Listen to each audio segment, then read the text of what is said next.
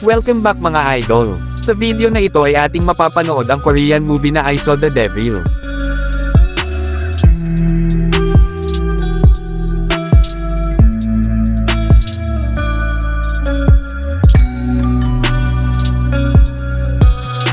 Nagsisimula ang pelikula kay Jang Joo-yeon isang gabi nang ma-stranded siya sa niebe, nasira ang kanyang sasakyan, habang naghihintay ng tow truck, tinawagan niya ang kanyang kasintahang si Kim Soo-hyun, na nagtatrabaho para sa National Intelligence Service, para i-update siya. Habang nag-uusap, isang estranghero ang lumapit kay Joo-yeon, at nag-alok na tumulong sa kanyang sasakyan. Pero tumanggi siya, medyo hindi mapalagay sa lugar. Umalis ang estranghero, si Kyung-chul, ngunit bumalik na may dalang martilyo, binasag niya ang bintana ng kotse ni Joo-yeon, at inatake siya ng martilyo. Nawalan siya ng malay, dinala siya ni Kyung-chul sa kanyang tahanan na isang slaughterhouse, kung saan hinihiwa niya ang kanyang katawan, nahulog ang engagement ring niya sa imburnal, ngunit hindi ito pinansin. Makalipas ang ilang araw, tatlong bata na naglalaro sa ilalim ng tulay ang nakakita ng plastic bag na naglalaman ng tainga ng tao. Ang kakilakilabot na natagpuan ay nagdulot ng panik at sa mga pulis kabilang ang squad ni Chief Jang. Ang ama ni Joo-yeon. Hinanap ang ilang mga labi sa lugar, kinakabahan si Jang dahil siya ay nawawala ng ilang araw. Pagkatapos ng mahabang paghahanap, isang pulis ang nakadiskubre ng isang kaina-hinalang bagay sa ilalim ng ilog. Gumamit siya ng stick para baligtarin ito, lumantad ang ulo ni Joo-yeon, nataranta, sumigaw ang opisyal para marinig ng lahat. Nakuha ang atensyon ng mga mamamahayag at mga lokal. Dumating din si Soo-hyun. Isang forensics worker ang bitbit ang ulo ni Joo-yeon sa isang karton, nasira at nabagsak ito. Gumalong ang ulo sa harap niya at ni Jang na kinilabutan sa nakita. Sa panahon ng cremation, si Soo-hyun ay nalulula sa kalungkutan at galit, ipinangako niyang hahanapin ang pumatay, at pahihirapan sila bago sila patayin. Kinabukasan, humiling siya ng 2 linggong pahinga sa trabaho, sinasabing kailangan niya ng pahinga. Inaprubahan naman ito ng kanyang amo, hindi alam ang kanyang tunay na intensyon. Ginagamit niya ang oras na ito para planuhin ang kanyang paghihiganti, kinuha niya ang isang tracking device mula sa NIS equipment, at sinusuri ang mga profile ng 4 na suspect na ibinigay ng squad ni Chief Jang. Determinado si Jang na makita ang mga salarin at maparusahan ng higit sa legal na paraan. Lihim na sinusuportahan ang kanyang paghahanap para sa paghihiganti. Sa gabi, pinuntirya ni Soo-hyun ang isa sa mga suspect, pinasok niya ang apartment ng lalaki. Pinalo siya ng husto, at itinali siya sa isang upuan, ipinakita sa kanya ni Soo-hyun ang mga larawan ni Joo-yeon at ng kanyang sasakyan, tinanong siya tungkol sa pagpatay. Ngunit walang alam ang suspect sa kanyang pagkamatay. Nagalit si Soo-hyun sa kanya at kumuha siya ng kadena at inatake ang lalaki. Kinabukasan, si Soo-hyun ay nagpatuloy sa kanyang paghahanap, at nakita niya ang pangalawang suspect na nakasakay sa motor. Sinadya niyang bumangga sa suspect dahilan para mahulog ito. Pagkatapos ay pinahirapan at tinanong siya sa gitna ng kalsada. Ngunit hindi ang taong yun ang pumatay. Bigo at pagod, bumalik siya sa bahay, gayunpaman, ang kanyang paghahanap ay malapit nang matapos. Ang pangatlong suspect na si Kyung-chul, ay naghahanda na gumawa ng isa pang krimen, pinuntirya niya ang isang babaeng naghihintay sa hintuan ng boss, at dinala sa kanyang katayan. Kung saan pinatay niya ito gamit ang lubid. Kinabukasan, bumisita si Soo-hyun sa bahay ng magulang ni Kyung-chul, na nagpanggap na ahente ng insurance. Nalaman niyang hindi na nakatira si Kyung-chul doon, ngunit iniwan ang kanyang anak. Nakuha ni Soo-hyun ang kanyang kasalukuyang tirahan mula sa batang lalaki. At mabilis na tumungo sa bahay, kahit na nasa labas si Kyung-chul. Naghalugog si Soo-hyun sa bahay at nadiskubre ang isang nakakagambalang koleksyon ng mga bag at damit na panloob ng babae. Nakakita rin siya ng pinto patungo sa isang basa ng dugo na slaughter room kung saan ang mga biktima ay kinatay. Doon niya nakita ang engagement ring ni Joo-yeon sa imburnal. Nakumpirma niya ang mamamatay tao. Kasabay nito, iniimbestigahan ng pulisya si Kyung-chul sa kanyang trabaho bilang school bus driver. Pagdating nila sa kanyang pinagtatrabahuan, nalaman nilang naghatid ito sa mga estudyante. Sinasamantala ang kanyang trabaho upang makisama. Balak niyang patayin ang huling estudyanteng dapat niyang ihatid. Gayunpaman, nasundan siya ni Soo-hyun bago niya mapahamak ang babae. Minamaliit ni Kyung-chul si Soo-hyun, sinubukan niyang salakayin ang isang bihasa at matalinong agent. Madaling nadaig si Kyung-chul at nawala ng malay.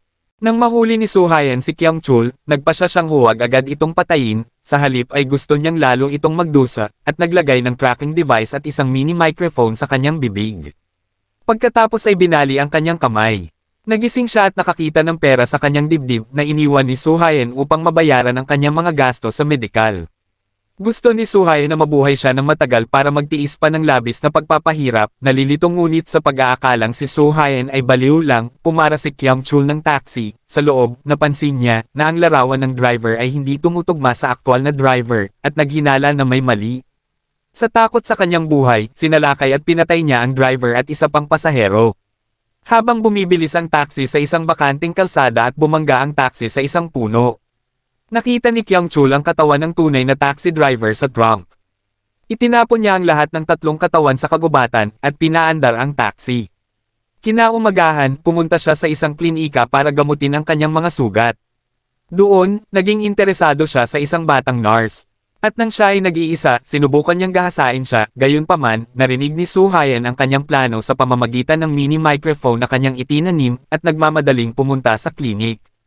At nagsimulang pahirapan muli si Kyung-chul. Upang matiyak na mas magdurusa siya, pinutol ni Soo-haen ang kanyang Achilles tendon, na nagdulot sa kanya ng matinding sakit. At nawalan siya ng malay, pagsapit ng gabi, nagising si Kyung-chul sa isang parking lot. Bagbog at galit, nabigo siya sa walang humpay na pagdurusa, at nangakong sisirain ang sinumang maglalakas loob na manggulo sa kanya. Nang maglaon, ang kanyang taxi ay nasira ng husto, nagtago siya ng kutsilyo at sinubukang magnakaw ng dumadaang sasakyan.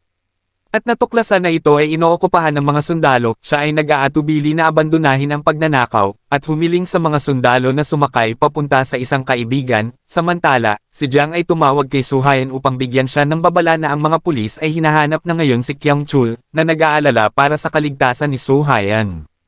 Hiniling sa kanya ni Jang na ihinto ang kanyang pagtugis, at hayaan ang mga pulis na humawak nito. Ang nakababatang kapatid ni Juyon na si Seon, ay nakiusap din sa kanya na talikuran ang kanyang paghihiganti, na nagsasabing hindi nito maibabalik si Juyon. Sa kabila ng kanilang mga pagsusumamo ay determinado siyang ipagpatuloy ang kanyang plano ng pag-torture.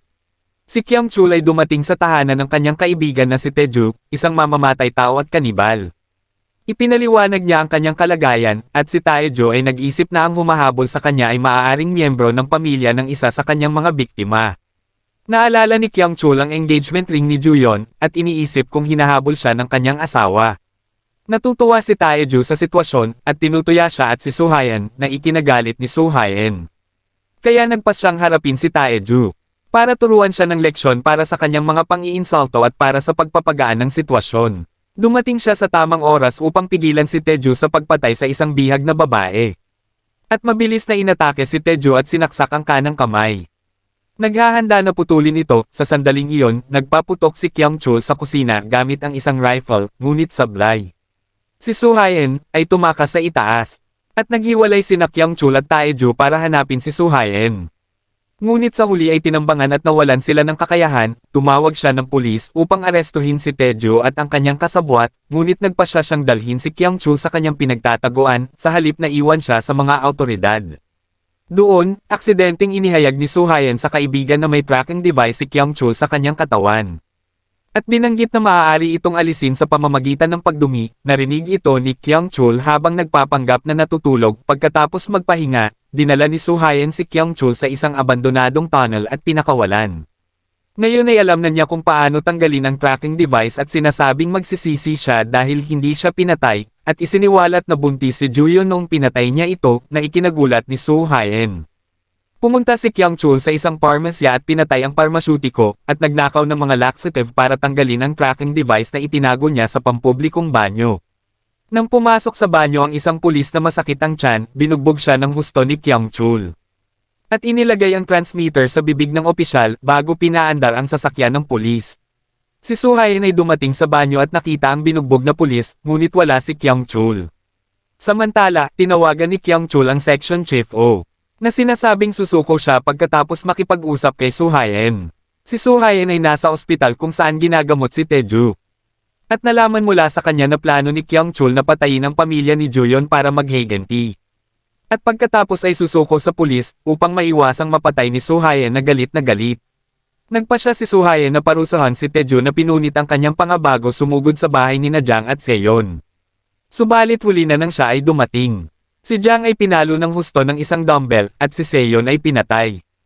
Si Kyung Chul ay tumawag kay Soo-hayan upang ipahayag na malapit na niyang isuko ang kanyang sarili sa pulis. Tinutuya niya si Soo-hayan, sinabing nanalo siya sa nakamamatay na larong ito. Ipinaalam na niya sa pulisya ang oras at lugar para sa kanyang pagsuko. Pagdating ng itinakdang oras, ang mga pulis ay nagtipon sa lokasyon, handang hulihin siya. Isang kotse ang huminto, at ang driver ay sumulpot na nagpapakita kay Kyung Chul na puno ng dugo. Itinaas ang kanyang kamay bilang senyales ng kanyang pagsuko. Lingid sa kaalaman ng mga pulis, naghihintay si Soo-hayan sa malapit, sinamantala ang pagkakataon, pinaandar niya ang kanyang sasakyan kay Kyung Chul at tinangay siya bago pa makareact ang pulis. At dinala si Kyung Chul sa slaughter room sa kanyang tahanan, ang pinakalugar kung saan nagsimula ang malagim na krimen ni Kyung Chul. Doon pinahirapan ni Soo-hayan si Kyung Chul sa maraming paraan, pagkatapos ay naghanda siya ng guillotine trap, na pilitang hawakan ni Kyung Chul ang isang lubad sa kanyang bibig, na konektado sa isang pinto. Kung si Kyung Chul ay bibitaw sa lubad, o kung ang pinto ay binuksan, ang guillotine blade ay mahuhulog at mapupugutan siya ng ulo. Pagkatapos i-set up ang bitag, umalis si Soo-hayan, at nakipag-ugnayan sa pamilya ni Kyung Chul, hinimok silang pumunta sa kanyang bahay. Sumugod ang anak at mga magulang ni Kyung Chul, pagdating nila, desperadong nakiusap si Kyung Chul na huwag nilang buksan ang pinto. Ngunit ang kanyang mga iyak ay hindi malinaw na naririnig, ang pamilya ay nagtangkang buksan ang pinto, at nang umangat ay nawala ang pagkakahawak ni Kyung Chul sa lubid, ang guillotine blade ay bumagsak, naputol ang kanyang ulo na gumulong sa harap ng kanyang natakot na pamilya. Si Soo-hayan ay nakikinig sa eksenang lumalabas sa pamamagitan ng kanyang earphone. Narinig niya ang kalunos-lunos kasukdulan, sa wakas ay patay na si Kyung Chul, tinanggal niya ang kanyang earphones. Nag-isip sandali, at pagkatapos ay napaiyak siya. Naipaghiganti na din niya ang kanyang kasintahan. At nagawa niya ang gusto niyang hustisya. At dyan na po nagtatapos ang video mga idol. Maraming salamat sa panunood. Goodbye.